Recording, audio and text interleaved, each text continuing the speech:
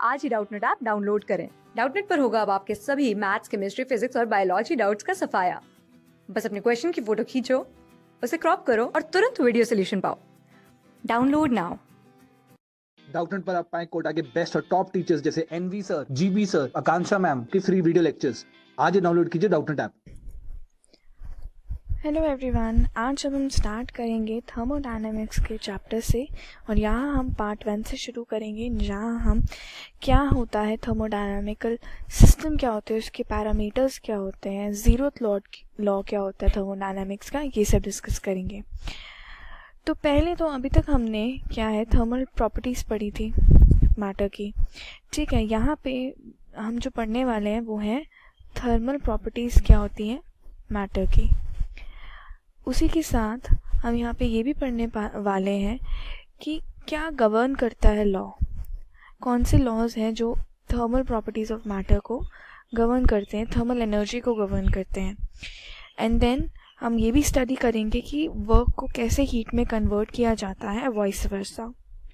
अब फिज़िक्स की जब हम बात करते हैं तो हमें डिफ़ाइन करना बहुत ज़रूरी हो जाता है कि हीट क्या है, टेम्परेचर क्या है, वर्क क्या है। तो ये जो फैक्टर्स हैं सारे हमारे लिए इम्पॉर्टेंट हो जाते हैं। तो थर्मोडायनामिक्स बेसिकली एक ब्रांच होगी फिज़िक्स की जो डील करती है किसके साथ, concept of heat and temperature और इंटर कन्वर्जन जो हीट और अदर फॉर्म्स ऑफ एनर्जी का होता है। तो ये कहलाया जाता है थर्मोडायनामिक्स। तो चलिए पहले उससे हम स्टार्ट करते हुए, पहले उसमें हम जो डिस्कस करने वाले हैं टॉपिक वो है हमारा थर्मल इक्विलिब्रियम क्या होता है। इक्विलिब्रियम अगर आप नाम से समझें तो एक तरीके का बैलेंस क्या होता है, ठीक है, ये कहलाया जाता है थर्मल इक्विलिब्रियम।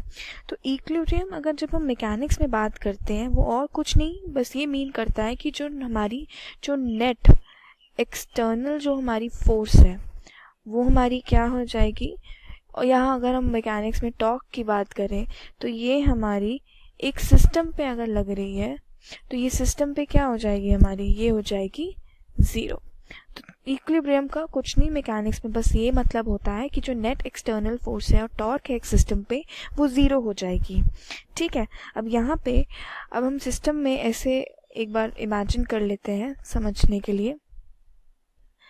सपोज कि दो गैसेस हैं, ठीक है, ए और बी, ये गैसेस हैं, ठीक है। इन्होंने क्या कर रखा है, इन्होंने ऑक्यूपाई कर रखा है दो डिफरेंट कंटेनर्स में, ठीक है, ये दो डिफरेंट कंटेनर्स में है और इनके हम प्रेशर और वॉल्यूम ऐसे लिख सकते हैं, पी ए वी ए, ठीक है, और पी बी वी बी, ठीक है। ये हमारे इनके प्रेशर और वॉल्यूम्स हो गए। देन अगर हम सपोज करें कि पहले दो जो सिस्टम है उनको हम प्रॉक्सिमिटी में रखें और सेपरेट कर दें एडियाबैटिक वॉल, एडियाबैटिक यानी कि इंसुलेटिंग वॉल। तो अगर हमारा सिस्टम कुछ इस तरीके से है, ठीक है, ये हमारा ए है, ये हमारी बी, ये गैसेस के पार्टिकल्स इस तरीके से हो गए, ठीक है, और यहाँ पे इस तरीके से हमने कर दिया है। और वहीं पे अगर हम नेक्स्ट सिस्टम में ये सोचें कि इस एडियाबैटिक वॉल को हम रिप्लेस कर देते हैं और डायथर्मिक वॉल रख देते हैं, यानी कि कंडक्टिंग वॉल। तो अभी इस केस में क्या है, ये जो वॉल है ये है एडियाबैटिक यानी कि इंसुलेटिंग वॉल है। अब इस सिस्टम को कहाँ हम प्लेस कर रहे हैं, अब इस सिस्टम को हम प्लेस कर रहे हैं डायथर्मिक वॉल पे, ठीक है, यानी कि कंडक्टिंग वॉल, कंडक्शन प्लेस कर सकता है। तो यहाँ पे अब हम इसे दूसरे सेटअप में रख रहे हैं, तो यहाँ वॉल जो होगी वो होगी डायथर्मिक वॉल। तो कंडक्टिंग वॉल उस तरीके की होगी कि अलाउ करती है जो एनर्जी फ्लो जो हो रहा है वो एक तरफ से दूसरी तरफ हो पाए, और एडियाबैटिक जो होते हैं वो ये अलाउ मूवमेंट नहीं करती। तो ये हमारा दो सेटअप्स का डिफरेंस हो गया। अगर हम कंडक्शन ऑफ एनर्जी या उसकी बात करें तो ये हमारा कंडीशन होगी। अच्छा, एक पॉइंट जो बहुत इम्पॉर्टेंट होता है थर्मल इक्विलिब्रियम में रहने जो होना चाहिए वो ये है कि अगर दो सिस्टम थर्मल इक्विलिब्रियम में हैं तो उनके जो टेम्परेचर्स होंगे वो इक्वल होंगे, आर इक्वल किनके, दो सिस्टम के, जो कि क्या है, थर्मल इक्विलिब्रियम में है। तो ये हमारी क्या हो जाती है, एक जो इम्पोर्टेंट चीज़ जो हमें पता होनी चाहिए। इसी के साथ अब हम आगे बढ़ेंगे और अब हम देखेंगे कि क्या होता है हमारा ज़ीरोथ लॉ, क्या होता है ये देखेंगे। चलिए, ज़ीरोथ लॉ से हम क्या समझते हैं थर्मोडायनामिक्स से।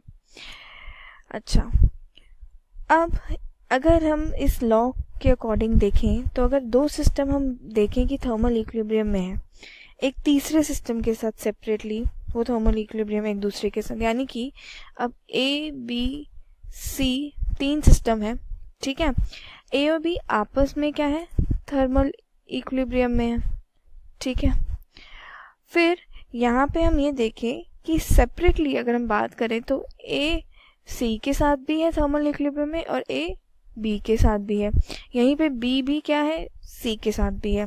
तो हम इससे क्या समझेंगे कि अगर दो सिस्टम थर्मल इक्विलिब्रियम में है तीसरे सिस्टम के साथ सेपरेटली, तो वो सब एक दूसरे के साथ क्या होंगे, थर्मल इक्विलिब्रियम में।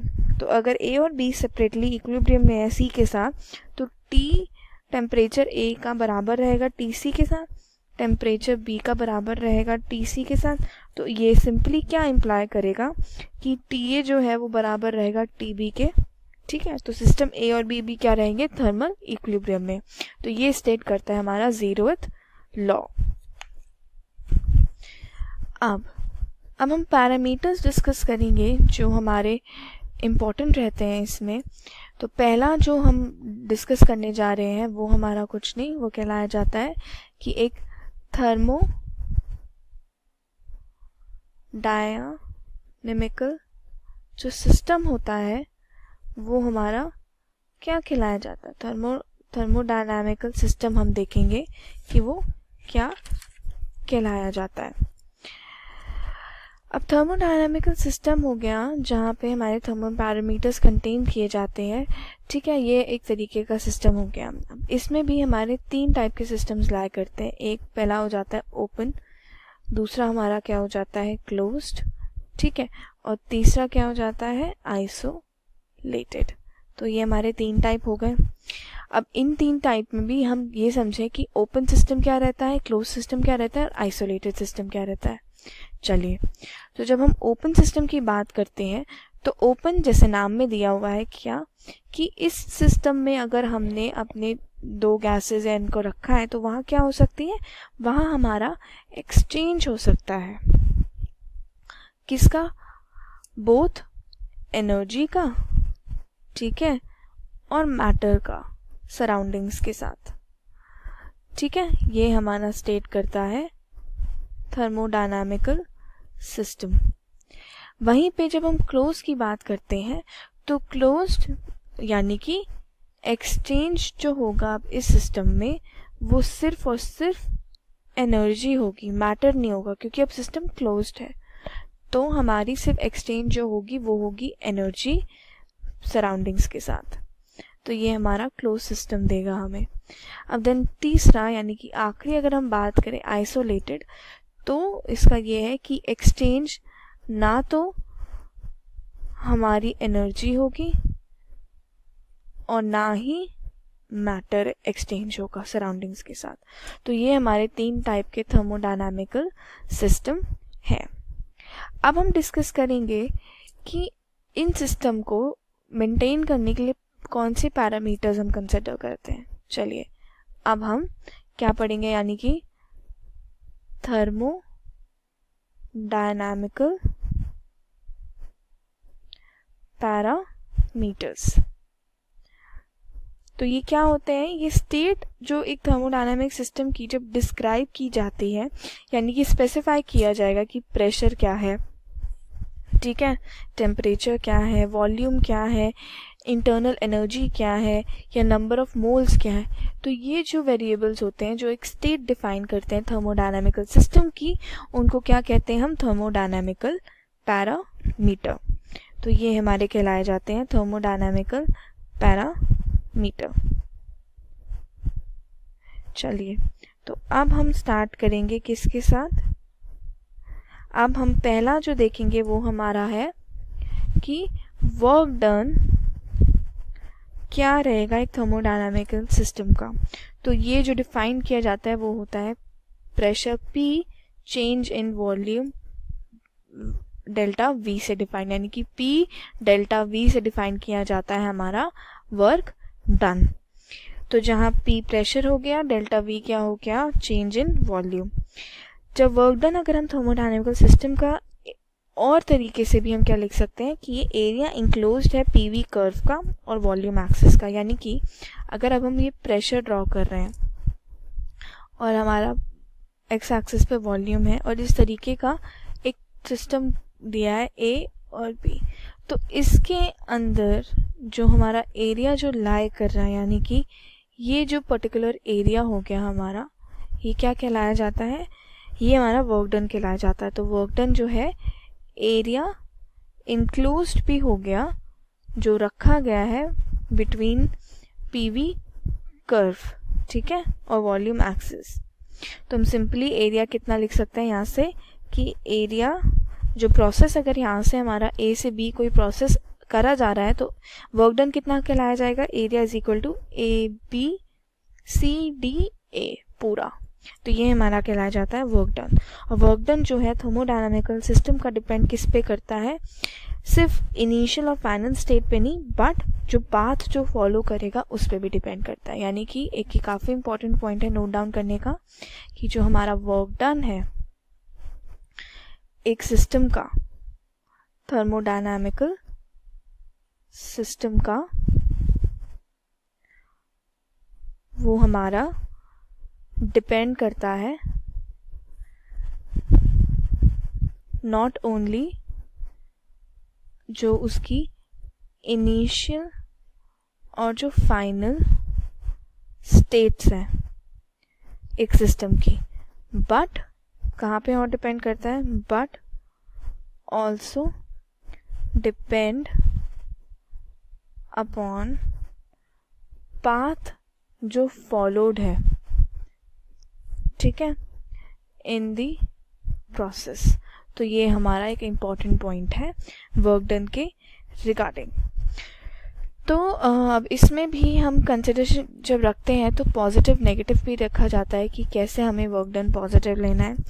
तो पॉजिटिव लिया जाता है वर्क डन, तो वर्क डन जो है हमारा वो पॉजिटिव रहता है अगर हमारी जो वॉल्यूम है वो क्या हो रही हो? वो इंक्रीज कर रही हो, ठीक है। वहीं पे वर्क डन जो है हमारा नेगेटिव लिया जाता है अगर हमारी वॉल्यूम जो है वो क्या कर रही है? अब डिक्रीज करिए। अगर चेंज हमारा डिक्रीज करना शुरू होगा तो ऑफ कोर्स सीधा सीधा फॉर्मूला में हमें क्या डिफाइंड है? चेंज इन वॉल्यूम पे ही डिपेंडेंट है ना हमारा वर्क डन। तो यहाँ से हमारा जो इन पॉजिटिव या नेगेटिव हमें कंसिडर करना है तो वो इसी से करेंगे। देन अब हमारी बात आती है लास्ट जो मतलब पैरामीटर जो अब हम नेक्स्ट डिस्कस करेंगे, वहाँ पे अब हमारा आएगा इंटरनल एनर्जी क्या रहती है। चलिए इंटरनल एनर्जी देख लेते हैं। ये टोटल एनर्जी जो पोजेस्ड है एक सिस्टम की मॉलिक्यूलर मोशन से और मॉलिक्यूलर कॉन्फ़िगरेशन से, ठीक है। तो ये हमारी क्या हो गई? टोटल एनर्जी जो पोजेस्ड है बाय अ सिस्टम, ठीक है। कहाँ पे? ये जो उसके जो गैसेस के बीच की अगर हम बात करें तो जो उनके मॉलिक्यूलर मोशन की वजह से पोजेस की जा रही है, ये टोटल एनर्जी डिफाइन करती है और या मॉलिक्यूलर कॉन्फ़िगरेशन। और इंटरनल एनर्जी जो है हमारी सिस्टम की वो सिर्फ और सिर्फ टेम्परेचर पे डिपेंड करती है, ये उसकी एक कैरेक्टरिस्टिक प्रॉपर्टी है। तो इंटरनल जो हमारी एनर्जी जो रहती है वो डिपेंड करती है किस पे? Depends upon temperature. ये इसकी एक कैरेक्टरिस्टिक क्या है? प्रॉपर्टी है जो कि इंटरनल एनर्जी का है, डिपेंड करती है सिर्फ और सिर्फ टेम्परेचर पे। तो ये हमारा काफ़ी इम्पोर्टेंट पॉइंट है, जॉट डाउन कर लीजिएगा अपने नोट्स में, जो पता होना चाहिए। कई बार हमारे ऑप्शनल बेस्ड क्वेश्चन में पूछा भी जा सकता है, डायरेक्ट अगर थियोरेटिकल बेस्ड क्वेश्चन रहेगा तो। चलिए अब हम नेक्स्ट आगे बढ़ेंगे किस पे, अब हम जाएंगे कि हमारा फर्स्ट लॉ क्या है थर्मोडायनामिक्स का। चलिए फर्स्ट लॉ ऑफ थर्मोडायनामिक्स। चलिए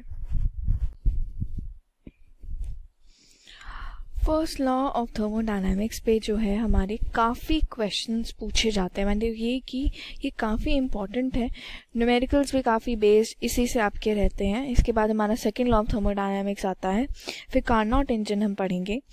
तो पहले फर्स्ट लॉ ऑफ थर्मोडायनामिक्स क्या रहता है कि अगर हम एक हीट दे रहे हैं एक थर्मोडायनेमिकल सिस्टम को, जो कि डेल्टा क्यू से हम रिप्रेजेंट कर रहे हैं हीट को, ठीक है, और वो पार्शली क्या है वो यूटिलाइज की कर दी जाती है, यही हीट पार्शली यूटिलाइज हो जाती है वर्क डन में और जो सराउंडिंग्स के अगेंस्ट किया जा रहा है, और रिमेनिंग जो होती है वो इंक्रीज क्या करती है हमारी डेल्टा यू यानी कि इंटरनल एनर्जी सिस्टम की। तो ये इनके बीच का रिलेशन जो है वो इस तरीके से रखा जाता है कि डेल्टा क्यू जो है वो हमारा इक्वल है delta U plus delta W, और अगर यहीं पे डेल्टा डब्ल्यू को हम ब्रेकअप करके लिखें तो ये चीज़ हो जाएगी पी डेल्टा बी। ठीक है, तो ये जो है हमारा एक रीस्टेटमेंट है principle of conservation of energy. तो ये जो डिपिक्ट करता है लॉ वो है कि principle of conservation of energy, ये डिफाइन करता है ये लॉ।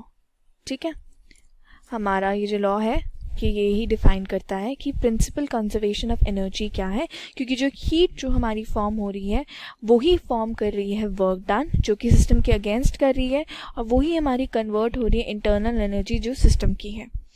तो ये हमारा डिफाइन करता है फर्स्ट लॉ ऑफ थर्मोडायनामिक्स। अब यहाँ पे इसी के साथ हम प्रोसेस देख लेते हैं कि हमारे कुछ प्रोसेसेस होते हैं जो सिस्टम अगर चेंज हो रहा है तो पाथ ये, अगर ए से बी कोई सिस्टम चेंज हो रहा है तो वो कौन सा प्रोसेस फॉलो कर रहा है, ये हमें थोड़े प्रोसेसेस पता होने ज़रूरी है। तो इसमें पहला प्रोसेस हम पढ़ रहे हैं कि आइसोथर्मल प्रोसेस क्या होता है हमारा। सीधा सीधा आइसोथर्मल प्रोसेस जो है वो हमारा चेंज इन इंटरनल एनर्जी जो है वो हमारी ज़ीरो रहेगी, ये बताता है, यानी कि डेल्टा यू जो है वो हमारा ज़ीरो रहेगा और टेम्परेचर जो है वो कांस्टेंट रहेगा, यहाँ पे ये भी बताता है वो। तो ये वैल्यू अगर हम इसमें लॉ में पुट करेंगे तो हमारा डेल्टा क्यू जो है वो किसके बराबर आ जाएगा, डेल्टा डब्ल्यू के। ठीक है, तो ये हमारा आइसोथर्मल प्रोसेस के लिए जो रिलेशन होता है वो हो जाता है delta Q is equal to delta W. Then अब हमारा आता है एडियाबैटिक प्रोसेस। एडियाबैटिक प्रोसेस में क्या होता है कि जो एक्सचेंज ऑफ हीट होती है वो टेक प्लेस नहीं करती, तो डेल्टा क्यू जो है वो क्या हो जाता है, ज़ीरो। तो यहाँ से सीधा सीधा जो डेल्टा यू और डेल्टा डब्ल्यू में जो रिलेशन आ जाता है वो हो जाता है माइनस डेल्टा डब्ल्यू। तो एडियाबैटिक प्रोसेस में अगर गैस हमारी एक्सपैंड हो रही है तो इंटरनल एनर्जी जो है यानी कि जो टेम्परेचर है वो डिक्रीज करता है एंड वाइस वर्सा। तो ये हमारा सिस्टम होता है। फिर आता है प्रोसेस आइसोकोरिक। अब आइसोकोरिक प्रोसेस यानी कि जब हमारा वर्क डन ज़ीरो हो जाता है, क्योंकि इसमें हमारी जो वॉल्यूम रहती है वो क्या हो जाती है, कांस्टेंट। अब वॉल्यूम कांस्टेंट होगी तो चेंज नहीं हो रहा, तो चेंज नहीं हो रहा तो डेल्टा डब्ल्यू कितना हो जाएगा, ज़ीरो। ठीक है, तो यहाँ से डेल्टा क्यू हीट सिर्फ टोटली क्या हो रही है, इंटरनल एनर्जी में फॉर्म की जा रही है। तो ये हमारा हो जाता है आइसोकोरिक प्रोसेस। ठीक है, तो ये हमारा प्रोसेस हो गए। इनको और हम डीपली नेक्स्ट वीडियो में पढ़ेंगे जहाँ पे हम सेकंड लॉ ऑफ थर्मोडायनामिक्स के साथ कार्नोट इंजन भी देखेंगे। चलिए अब तक जितनी थ्योरी पढ़ी है तो हम 2 क्वेश्चंस देख लेते हैं, 2-3 क्वेश्चंस देख लेते हैं इसके अकॉर्डिंग। चलिए, क्वेश्चन में पूछा है कि एक सिस्टम जो है वो हम थर्मल इक्विलिब्रियम में कब कंसिडर कर सकते हैं कि अगर उसके मैक्रोस्कोपिक वेरिएबल चेंज नहीं हो रहे टाइम से, माइक्रोस्कोपिक वेरिएबल चेंज नहीं हो रहे टाइम से, या मैक्रोस्कोपिक वेरिएबल चेंज होते हैं टाइम से, या माइक्रोस्कोपिक वेरिएबल चेंज हो रहे हैं टाइम से। तो अभी हमने 0th लॉ में पढ़ा था कि अगर अब हमें 2-3 सिस्टम दिए A, B, C, अगर A C के साथ है, ठीक है, और B भी C के साथ है, तो ये आपस में ए और बी क्या होंगे, थर्मल इक्विलिब्रियम में हो जाएंगे, क्योंकि सेपरेटली एक तीसरे के साथ थर्मल इक्विलिब्रियम में है। तो जब हम थर्मल इक्विलिब्रियम की बात करते हैं तो हम जो देखते हैं वो होते हैं मैक्रोस्कोपिक वेरिएबल्स। ठीक है, प्रेशर हो गया, वॉल्यूम हो गया, टेम्परेचर हो गया, हम ये सब कंसिडर करते हैं। तो इस क्वेश्चन का जो करेक्ट आंसर हो जाएगा वो है ऑप्शन ए। और इक्विलिब्रियम का मतलब होता है कि वो चेंज ना हो टाइम से, सेम रहे। तो इसलिए जो माइक्रोस्कोपिक वेरिएबल चेंज नहीं होते टाइम से, तभी सिस्टम को हम कंसिडर करते हैं कि वो क्या है, थर्मल इक्विलिब्रियम में है।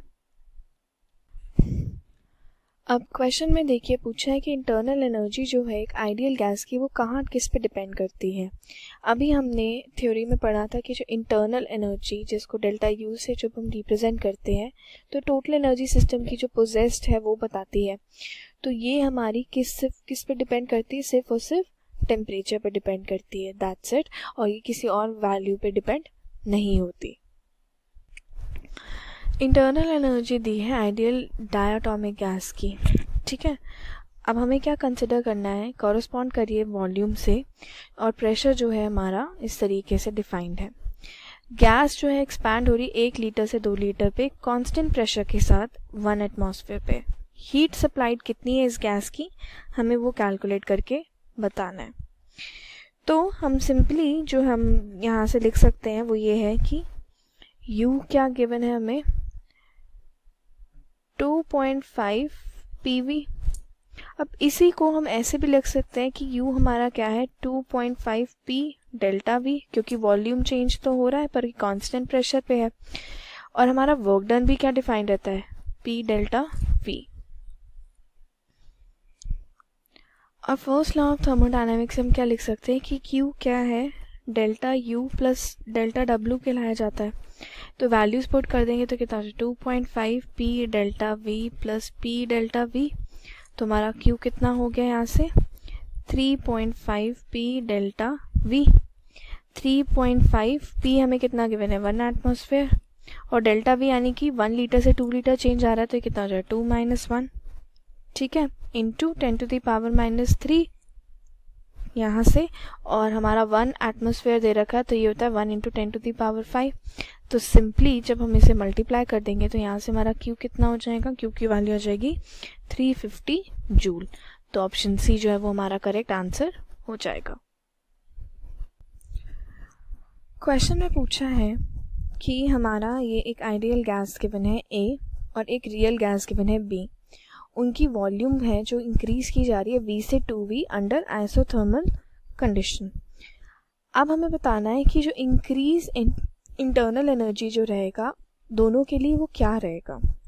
चलिए, हमारा जो यहाँ पे इंक्रीज इन इंटरनल एनर्जी यानी कि हमारी जो वैल्यू हो जाएगी डेल्टा U जो रहेगा वो कैसे डिफाइंड हो जाएगा, वो हमारा हीट माइनस वर्क डन हो जाएगा। और ये कुछ नहीं क्या होता है, delta Q minus P delta V। First law of thermodynamics से हमें ये रिलेशन मिल जाएगा हमारा। ठीक है, ये हमारा PV आ गया जो चेंज इन वॉल्यूम हो रही है। वॉल्यूम इन चेंज कितना हो रहा है, V से 2V, तो सिंपली क्या हो जाएगा, डेल्टा Q माइनस PV, क्योंकि 2V से क्या चेंज हो रहा है, V, तो ये हमें कुछ नहीं और सिर्फ V गिव करेगा। तो अगर अब हम देखें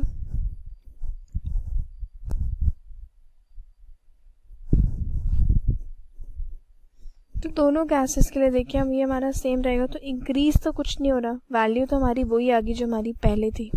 ठीक है, सेम ही रहेगा, तो जो ऑप्शन बी जो है वो सही आंसर हो जाएगा कि will be 0 in both the gases.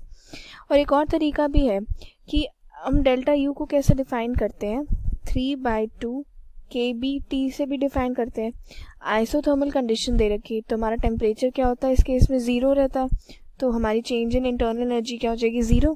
तो ये भी हमें क्या देगा, हमारा यही आंसर कि चेंज जो होगा एनर्जी में वो 0 ही रहेगा दोनों गैसेस के लिए। तो ये थे हमारे आज का थर्मोडायनेमिक्स का पार्ट 1। नेक्स्ट हमारा जो रहेगा second law of thermodynamics discussion रहेगा, और हम ये जो प्रोसेसेस हैं आइसोथर्मल, एडियाबैटिक, इनको और डिटेल में थोड़ा पढ़ेंगे। चलिए, thank you so much for watching the series. Class 6 से 12 से लेके नीट, IIT, JEE मेंस और एडवांस के लेवल तक 10 मिलियन से ज़्यादा स्टूडेंट्स का भरोसा। आज ही डाउनलोड करें डाउटनेट ऐप या व्हाट्सएप कीजिए अपने डाउट्स 8400 पर। क्लास 6 से 12 से लेके नीट, IIT, JEE मेंस और एडवांस के लेवल तक 10 मिलियन से ज्यादा स्टूडेंट्स का भरोसा। आज ही डाउनलोड करें डाउटनेट ऐप या व्हाट्सएप कीजिए अपने डाउट्स 8400 पर।